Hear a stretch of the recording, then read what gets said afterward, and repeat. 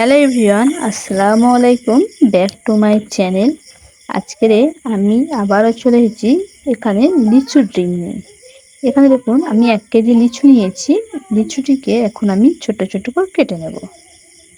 লিচু ড্রিঙ্ক বানাতে এতটাই সহজ ও এতটাই সুন্দর খেতে, আপনারা যে কেউ বাড়িতে বানিয়ে নিতে পারেন। এখন লিচু বাজারে চলে এসেছে কম দামে। লিচুটিকে আমি পরিষ্কার পানি দিয়ে ধুয়ে নিচ্ছি। লিচুটিকে দেখুন খোসাটাকে ছাড়িয়ে ফেলে দিতে হবে এবং ভিতরের অংশের দানাটাকেও ছাড়িয়ে ফেলে দিতে হবে। এরকম লিচুটিকে ছাড়িয়ে নিতে হবে।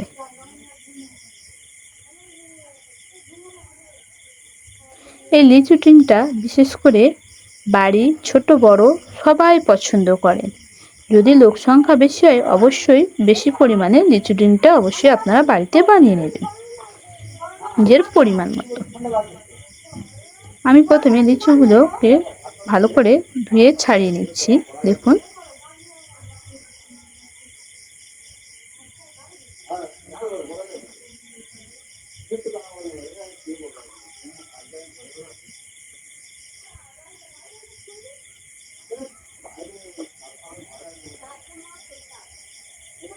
আমি এখানে একটি মিক্সিং বোল নিয়েছি। মিক্সিং বোলে লিচু ড্রিঙ্কগুলোকে দিয়ে দেব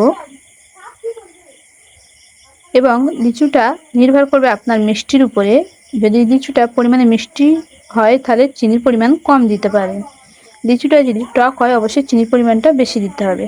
আমি এখানে 50 গ্রাম চিনি দিয়ে দিচ্ছি। দেখুন লিচুটাকে আমি সুন্দরভাবে মিক্সিং বলে মিক্স করে নিয়েছি। এখন একটা ছাঁকনি থেকে ভালো করে ছেঁকে দেবো, কারণ লিচু দেখুন কতটা পরিমাণে ছিপড়ে থাকে, ওই কারণে এটা তো লিচু ড্রিঙ্ক হচ্ছে, ওই কারণে অবশ্যই ছেঁকে নিতে হবে। এখানে আমি ছেঁকে নিচ্ছি।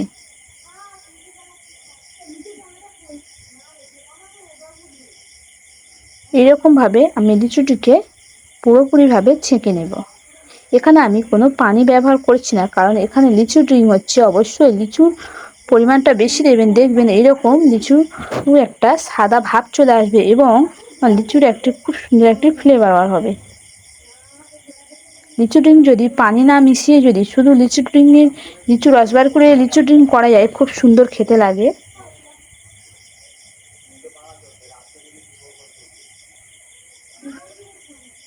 দেখুন কতটা ছিপড়ে বার হয়েছে, দেখুন আপনারা। এবার এখানে আমি ব্যবহার করব লেবু। অবশ্যই একটু টক টক লাগার জন্য একটু আপনারা লেবু ব্যবহার করবেন।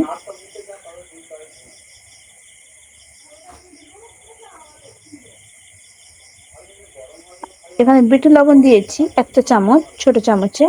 এটাকে আমি ভালো করে মিশিয়ে নেব লিচু ড্রিঙ্কের সঙ্গে। লিচু ড্রিঙ্ক দেখুন কতটা সাদা হয়েছে।